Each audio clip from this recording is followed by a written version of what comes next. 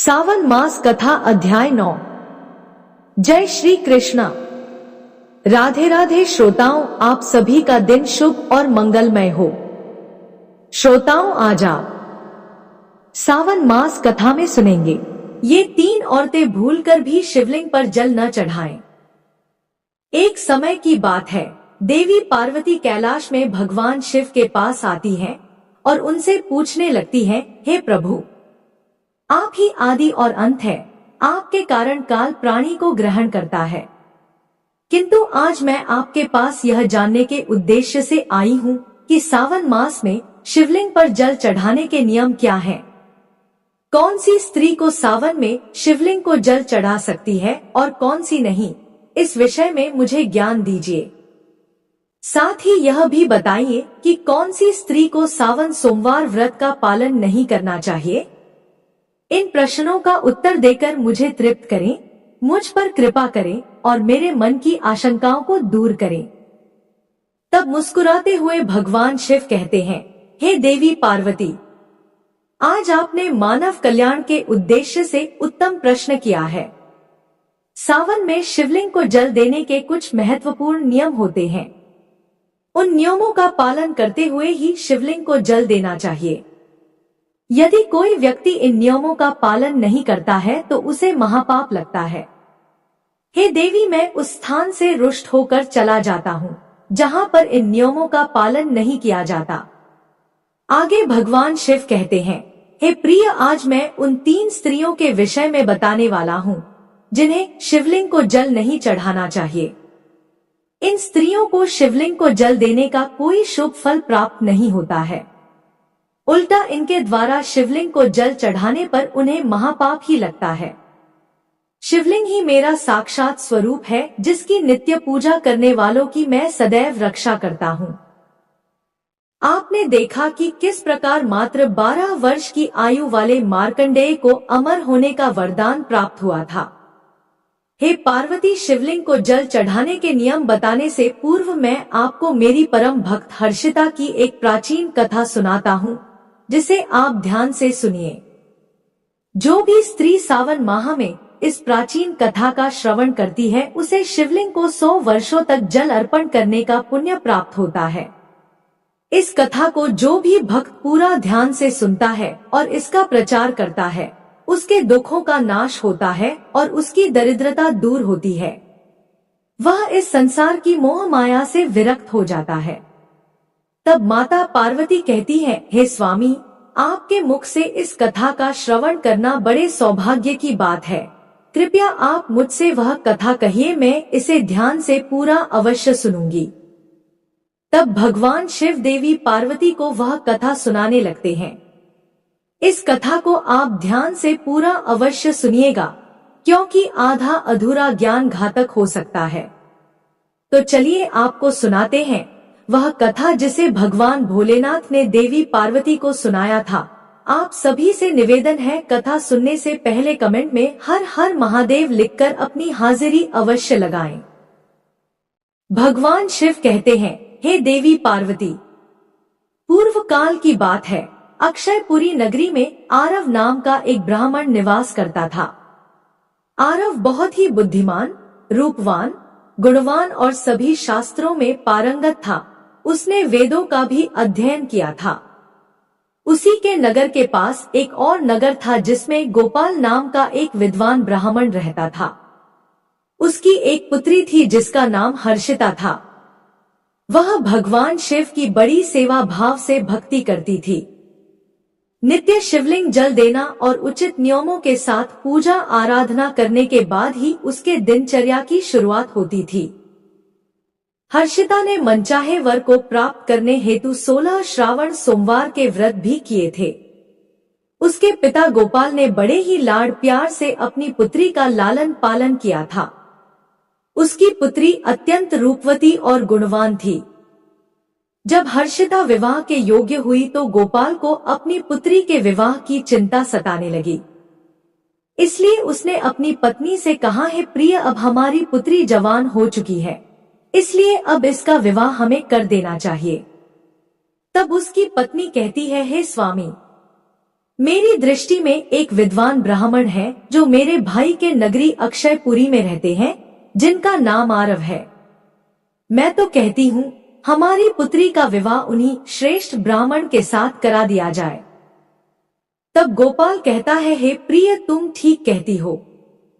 मैंने भी आरव जी के विषय में बहुत सुना है, इसलिए अगर संभव होगा तो हम हमारी पुत्री का विवाह उन्हीं के साथ करेंगे।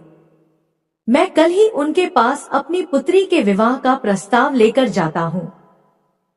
फिर गोपाल अपनी पुत्री के विवाह का प्रस्ताव लेकर आरव के घर पर जाता है। तभी आरव घर में अपने माता पिता की सेवा कर रहा होता है। जब गोपाल आरव को अपने माता पिता की सेवा करते देखता है तो वह बड़ा खुश होता है और प्रसन्नता पूर्वक उसे निहारते हुए सोचता है, यह ब्राह्मण पुत्र तो कितना महान है। यह तो बड़ी प्रसन्नता से अपने माता पिता की सेवा कर रहा है। जब गोपाल को आरव द्वार पर खड़ा देखता है तो उनका स्वागत करता है और कहता है, हे विप्रवर, पधारिए, आपका स्वागत है। कहिए मैं आपकी किस प्रकार से सहायता कर सकता हूँ। आरव का अतिथि सत्कार देखकर गोपाल बहुत प्रसन्न हो जाता है। वह देखता है कि आरव का घर अत्यंत पवित्र और शुद्ध होता है। उसके घर में पूरे विधि विधान के साथ शिवलिंग स्थापित किया हुआ है और वह उसकी नित्य पूजा करता है। इसी कारण से गोपाल को विश्वास हो जाता है कि आरव ही उसकी पुत्री के लिए सर्वोत्तम वर है। तभी गोपाल आरव से कहता है, हे पुत्र, आज मैं आपके पास मेरी पुत्री के साथ आपके विवाह का प्रस्ताव लेकर आया हूँ। मेरी पुत्री के लिए आपके समान श्रेष्ठ वर कहीं और नहीं मिल सकता। तब आरव के माता पिता भी यह बात सुनकर प्रसन्न हो जाते हैं और आरव को विवाह के लिए मना लेते हैं। फिर आरव भी विवाह के लिए तैयार हो जाता है। समय के अनुसार विवाह का मुहूर्त तय किया जाता है और एक पवित्र स्थान पर आरव और हर्षिता का विवाह संपन्न किया जाता है। हर्षिता के सुंदर और मनमोहक रूप को देखकर आरव भी बहुत प्रसन्न होता है। हर्षिता अत्यंत सुंदर, गुणवान और चरित्रवान स्त्री थी। विवाह के बाद जब हर्षिता आरव के घर पर जाती है तो वह भी अपने पति और सास ससुर की बड़ी सेवा करती है। अपनी मधुर वाणी और कार्यों से वह सभी के मन को जीत लेती है। हर्षिता के ससुराल वाले भी उसके कार्य से बहुत संतुष्ट और सदा ही प्रसन्न रहते हैं। हर्षिता नित्य अपने पति से पहले जाकर घर का आंगन साफ करती थी, फिर घर के अंदर साफ सफाई करके स्नान किया करती थी। स्नान करके वह पूजा घर में जाकर पूजा किया करती थी और नित्य रूप से शिवलिंग को जल देती थी तथा बिल्व पत्र अर्पण करती थी। दिन भर वह अपने अन्य सभी कार्यों को कर सभी परिवार जनों को प्रसन्न करती थी। फिर रात को वह पति के चरण दबाकर उसके सो जाने के बाद ही सोया करती थी। हर्षिता के अंदर एक पतिव्रता नारी के सभी लक्षण थे और वह अपने पति को ही परमेश्वर मानकर उनकी सेवा करती थी। हर्षिता ने कभी अपने पति के अलावा अन्य पुरुष के विषय में विचार नहीं किया। वह सत्य धर्म का पालन करने वाली और धर्म कार्य करने वाली पवित्र स्त्री थी। उसने कभी कोई अशुभ कार्य नहीं किया। हर्षिता के ऐसे सात्विक और सरल स्वभाव को देखकर माँ लक्ष्मी भी उस पर बहुत प्रसन्न थी। माँ लक्ष्मी स्वयं चलकर उसके घर में आकर निवास करने लगी, जिससे हर्षिता के जीवन में सुख समृद्धि और भी अधिक बढ़ गई। आगे भगवान शिव कहते हैं, हे देवी पार्वती, धन की देवी लक्ष्मी उन्हीं स्त्रियों पर अपनी कृपा दृष्टि बनाए रखती है जो पतिव्रता होती हैं और जो सत्य धर्म का पालन करती है। हर्षिता के अंदर वे सभी लक्षण थे जो एक श्रेष्ठ पतिव्रता नारी के अंदर होने चाहिए। लेकिन आगे मैं तुम्हें बताऊंगा कि हर्षिता की एक भूल के कारण उसका पूरा परिवार दुखों के बादलों में डूब गया और उसके जीवन में केवल क्लेश, अशांति और दुख ही आने लगे। हे देवी पार्वती, एक दिन की बात है जिसके अगली सुबह श्रावण मास आरंभ होने वाला था और संयोग से उस दिन अमावस्या भी थी। तब हर्षिता ने दोपहर के भोजन में सब्जी और चावल बनाई थी। उसने सब्जी में अधिक मात्रा में प्याज और अन्य सब्जियों को दही के साथ मिलाकर बनाया था और स्वाद को बढ़ाने हेतु सेंधा नमक का भी उपयोग किया था। तब हर्षिता और उसका पति संध्या पूर्व भोजन कर रात में सो गए। किंतु हर्षिता ने जो सब्जी बनाई थी वह बहुत स्वादिष्ट बनी और सभी के भोजन पश्चात उसमें से थोड़ी बच भी गई थी। जब अगली सुबह आरव और हर्षिता जल्दी सुबह उठे तो उन्हें रात की बनाई हुई सब्जी बहुत पसंद आई और उन दोनों ने उसे दूसरे दिन भी खा लिया। कहते हैं कि प्याज के अधिक सेवन करने से मनुष्य की कामुकता बढ़ जाती है। अब उन दोनों के साथ यही हुआ। हर्षिता का पति अत्यंत कामातुर होकर सुबह स्नान करने के पश्चात हर्षिता के पास आया और उसने हर्षिता के साथ शारीरिक संबंध स्थापित किया, जिससे हर्षिता का शरीर अपवित्र हो गया। लेकिन हर्षिता का मन भी काम के प्रभाव में ही था, इसीलिए वह भी अपने नित्य नियम को भूल गई और उसने पति के साथ संबंध बनाने के बाद बिना स्नान किए ही शिवलिंग को स्पर्श किया और जल चढ़ा दिया, जिससे हर्षिता के शरीर में महामोह ने प्रवेश कर लिया। इस अपवित्र अवस्था को देख शिवजी अपने ही भक्त से रुष्ट होकर वहां से चले जाते हैं। तब से हर्षिता के शरीर में निवास कर रहे उस महामोह ने उसे सभी धार्मिक कार्यों से वंचित कर दिया और उसने अपने सभी श्रावण सोमवार व्रतों के पुण्य को नष्ट कर दिया। उन दोनों ने अनजाने में लहसुन प्याज का सेवन किया और सोमवार के व्रत के दौरान हर्षिता ने नमक का उपयोग अपने भोजन में किया, जिस कारण से उसका व्रत भी विफल हो गया। व्रतों को करने से मनुष्य को महापुण्य की प्राप्ति होती है, परंतु हर्षिता अपने अनजान दुष्कर्म से पाप की भागी बनती जा रही थी। महामोह के शरीर में वास होने के कारण हर्षिता की मति भ्रष्ट हो जाती है और इसका विपरीत प्रभाव हर्षिता के पति पर भी पड़ जाता है। वह भी सदा कामातुर होकर हर्षिता के साथ भोग विलास करने लगा। उसका मन सदैव ही काम वासना में लगा रहता था। फिर एक दिन हर्षिता के पति ने सभी सीमाओं का उल्लंघन किया और हर्षिता के मासिक धर्म के दौरान ही उसके साथ संबंध स्थापित किया, जिससे हर्षिता के शरीर में निवास कर रहा ब्रह्मा हत्या का पाप उसके पति के शरीर में प्रवेश कर गया। आगे भगवान शिव कहते हैं, हे देवी, जब स्त्री मासिक धर्म से होती है तो उसके शरीर में 3 दिनों तक ब्रह्मा हत्या का पाप निवास करता है, क्योंकि ब्रह्मदेव ने इंद्र के शरीर से ब्रह्मा हत्या का पाप निकालकर वृक्ष, जल, अग्नि और अप्सराओं को ग्रहण करने के लिए कहा था। उसी समय से स्त्रियों के शरीर में मासिक धर्म के दौरान ब्रह्मा हत्या का पाप निवास करता है। जो भी पुरुष मासिक धर्म के दौरान स्त्री को स्पर्श करता है अथवा उसके साथ संबंध बनाता है तो यह पाप उसके शरीर में प्रवेश कर जाता है। वही ब्रह्मा हत्या का पाप हर्षिता के पति के शरीर के अंदर प्रवेश कर गया और वह जमीन पर गिर पड़ा और उसे तुरंत ही कुष्ठ रोग हो गया। उसके अंग अंग जलने लगे और उसके शरीर पर छाले पड़ गए। उसके पूरे शरीर से रक्त और पीप की बदबू आने लगी और वह दर्द से चीखने चिल्लाने लगा, हाय, यह मुझसे क्या अपराध हो गया। मेरे द्वारा यह कैसा भयंकर पाप हो गया है। मैंने सब कुछ जानने के बावजूद महापाप किया है। हे भोलेनाथ, अब मेरी रक्षा कौन करेगा।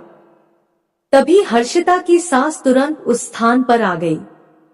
उसने देखा कि उसका पुत्र कुष्ठ रोग से ग्रसित होकर जमीन पर पड़ा है।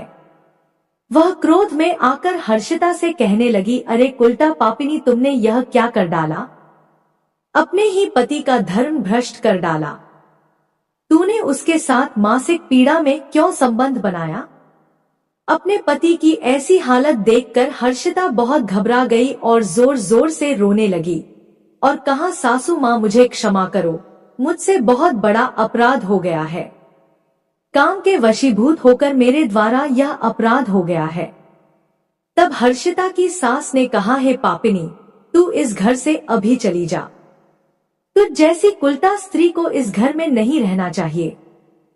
तूने मेरे बेटे के जीवन को नरक बना दिया है और पता नहीं आगे और क्या करेगी। हर्षिता कहती है, सासू माँ, मैं कहाँ जाऊंगी। मेरे पति के अलावा मेरा कोई नहीं है। मैं उन्हें छोड़कर जीवित नहीं रह सकती। तू कहीं भी जाकर मर जा, लेकिन अब तू इस घर में निवास नहीं कर सकती। इतना कहकर हर्षिता की सास ने उसे धक्के मारकर घर से निकाल दिया। फिर हर्षिता दुखी होकर घर से निकल गई।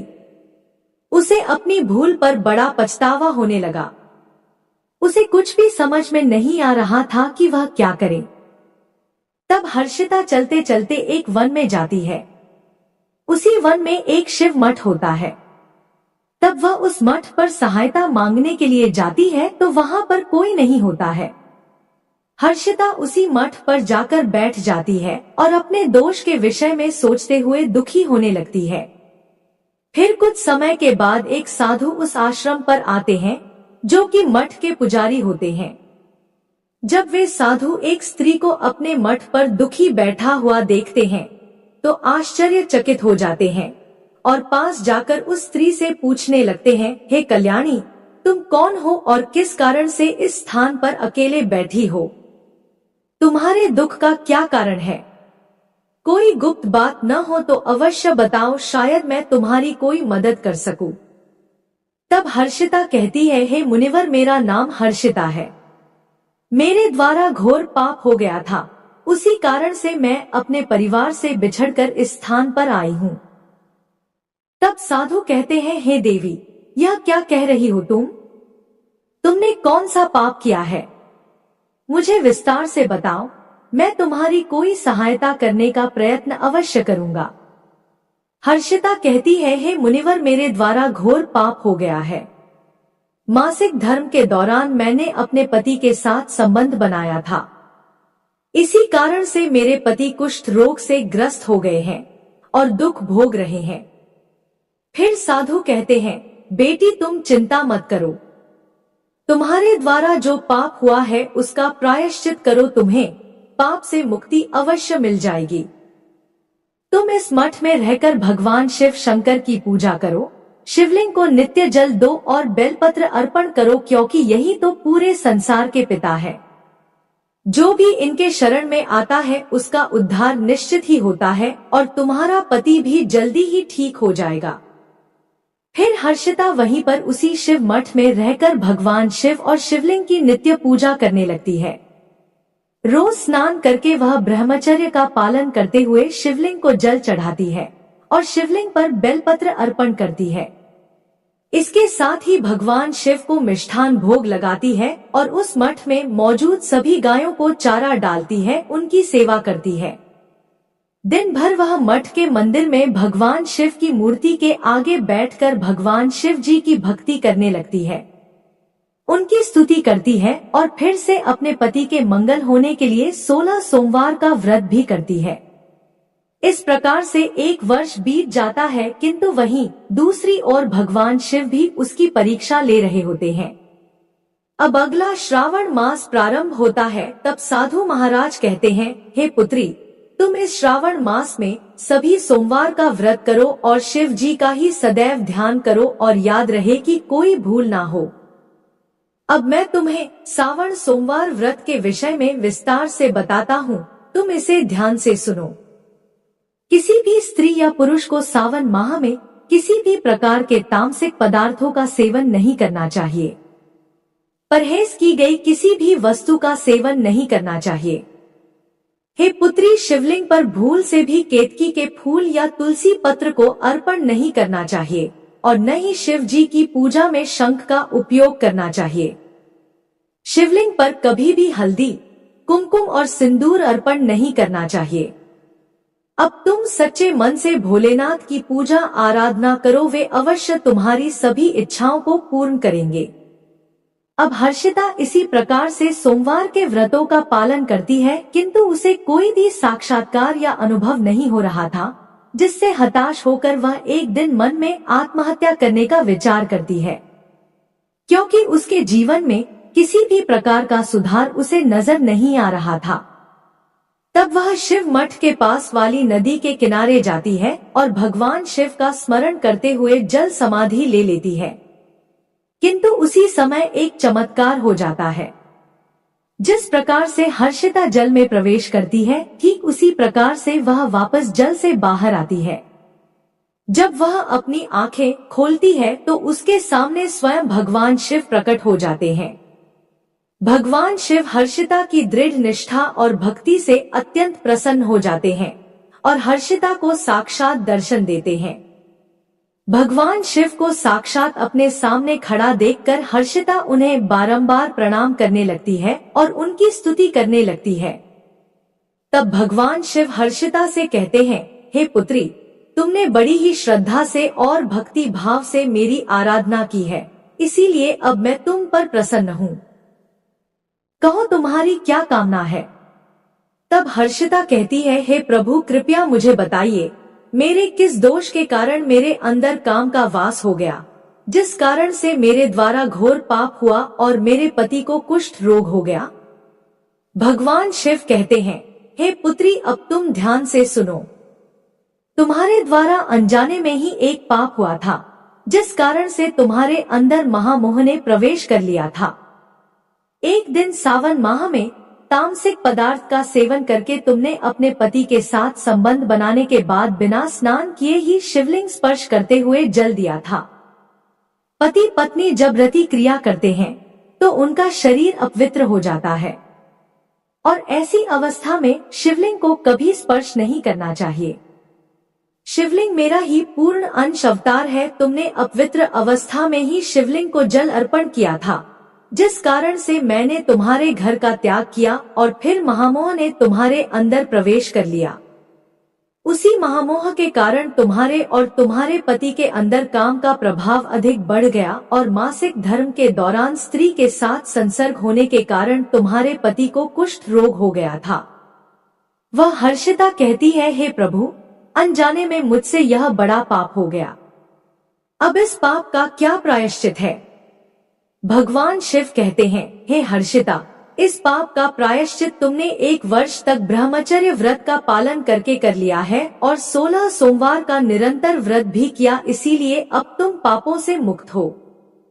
हर्षिता कहती है, हे प्रभु, कृपा करके मुझे बताइए कि किस अवस्था में शिवलिंग को जल नहीं चढ़ाना चाहिए और शिवलिंग पर जल चढ़ाने के क्या नियम हैं? तब भगवान शिव कहते हैं, हे पुत्री, अब मैं तुम्हें शिवलिंग को जल देने के नियम बताता हूँ, तुम इसे ध्यान से सुनो। हे पुत्री, शिवलिंग अत्यंत पवित्र होता है और यह मुझे सबसे अधिक प्रिय है, इसीलिए इसकी सात्विकता और पवित्रता बनी रहनी चाहिए। शिवलिंग को कभी अपवित्र अवस्था में स्पर्श नहीं करना चाहिए। जो स्त्री मासिक धर्म से हो उसे कभी स्पर्श नहीं करना चाहिए। मासिक धर्म के दौरान स्त्री के शरीर में ब्रह्मा हत्या का पाप होता है, ऐसे में स्त्री को शिवलिंग को जल नहीं चढ़ाना चाहिए। किसी भी स्त्री और पुरुष को संबंध बनाने के बाद शिवलिंग को स्पर्श नहीं करना चाहिए और न ही इसे जल चढ़ाना चाहिए।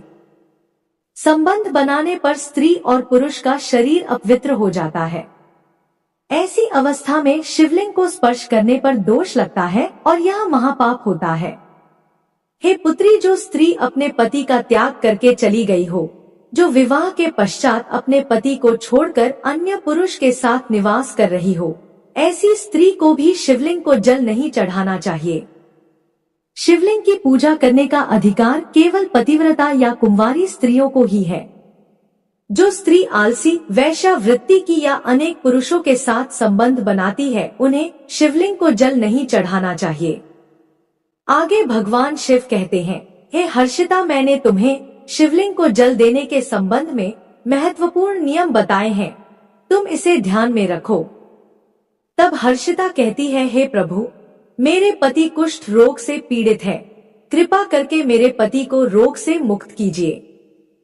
तब शिव जी कहते हैं, हे पुत्री, तुमने इस शिवलिंग की 1 वर्ष तक पूजा की है और नित्य बेल पत्र अर्पण किए हैं। वृक्षों में बेल पत्र मुझे सबसे प्रिय है। शिवलिंग पर तुमने जो बेल पत्र अर्पण किए थे, तुम इसके पत्ते ले जाकर अपने पति को गुप्त रूप से खिला दो, तत्पश्चात वह रोग और पापों से मुक्त हो जाएगा। इतना कहकर भगवान शिव अंतर्ध्यान हो जाते हैं। यह सुनकर हर्षिता बहुत प्रसन्न हो जाती है और भगवान शिव को बारंबार प्रणाम करके धन्यवाद देती है। फिर हर्षिता उस शिवलिंग पर अर्पित बेलपत्र के कुछ पत्ते उठाकर घर पर जाती है और अपने कोढ़ी पति को खिला देती है। शिवलिंग के पत्ते खाते ही उसका पति एकदम से स्वस्थ हो जाता है और हर्षिता को गले से लगा लेता है।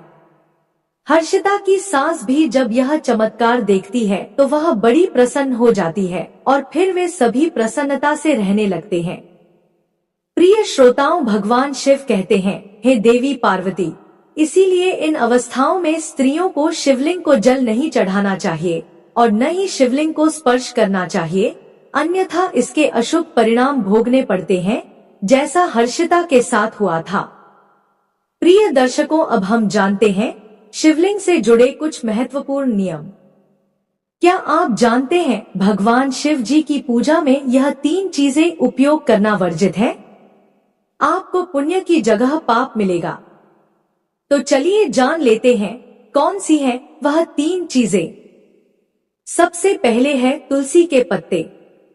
जी हाँ, तुलसी माता लक्ष्मी का रूप है और माता लक्ष्मी भगवान श्री हरि विष्णु जी की पत्नी है, इसलिए तुलसी के पत्ते कभी भी शिवलिंग पर नहीं चढ़ाना चाहिए। दूसरा है शंख।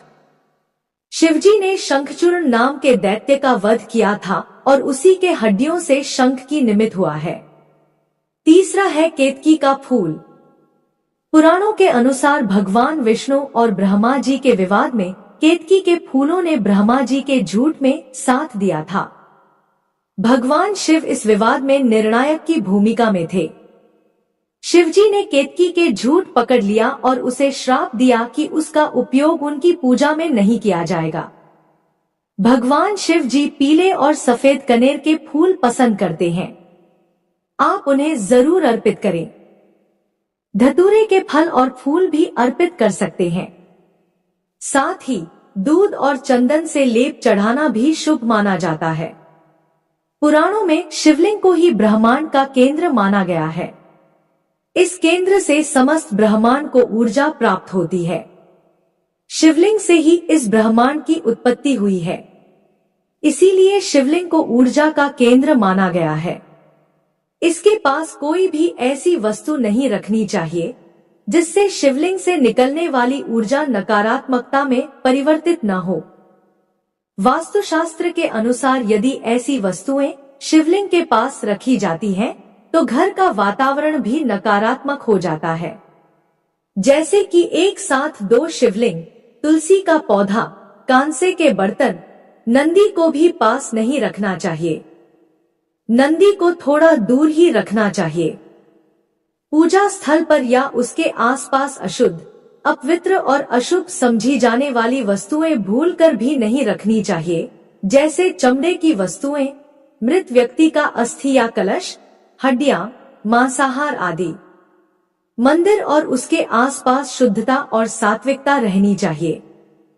जो मनुष्य शिव जी को जल देते समय 1,00,000 बार मृत्युंजय मंत्र का जाप करता है, उसके शरीर के सभी रोग नष्ट हो जाते हैं और उसका शरीर शुद्ध हो जाता है।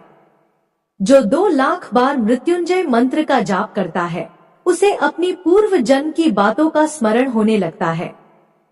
और जो मनुष्य 3,00,000 बार मृत्युंजय मंत्र का जाप करता है, उसे काम्य वस्तुओं की प्राप्ति होती है, अर्थात वह जिन वस्तुओं की कामना करता है वह उसे प्राप्त हो जाती है।